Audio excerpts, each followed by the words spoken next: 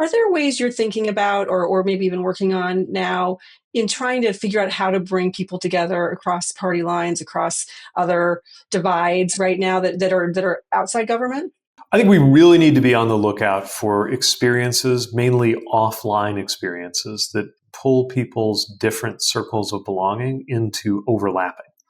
Because too many of our circles of belonging right now are concentric. In other words, if I know something about your professional circle and your educational background and maybe even your neighborhood, I can pretty much guess your politics. That's very dangerous. It puts us into silos where it becomes harder and harder to hear from each other.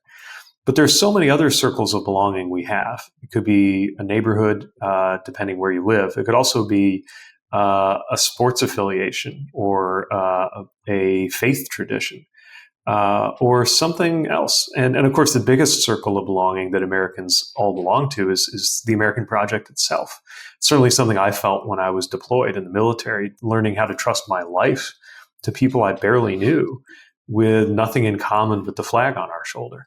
I think we can create a version of that that doesn't have to involve going to war, much closer to home, through some policies that are available to us. Not just policies, but norms. And one of the biggest is to build up a culture of service.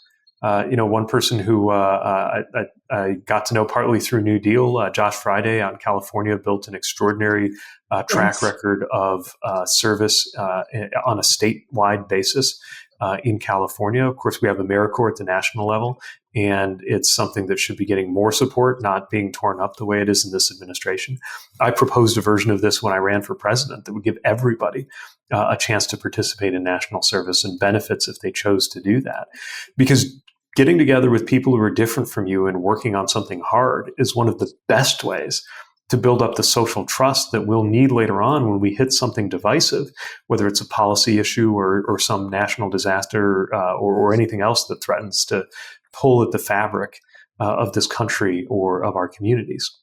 And there are a lot of spaces and values like community, like patriotism, for many like faith and family, some of which have been considered as coding more conservative, but I think that anybody on our side of the aisle should be talking about just as energetically, especially if we see AI coming in and disrupting some of the patterns of belonging that we're used to that come from our professional lives. If our professional lives are about to go through more upheaval than ever, so is our sense of meaning, purpose, and belonging. And we'd better find some healthy ways to be rooted in that, or else very unhealthy forms of an answer to that, like white nationalism, to take one example, start to rear their ugly head.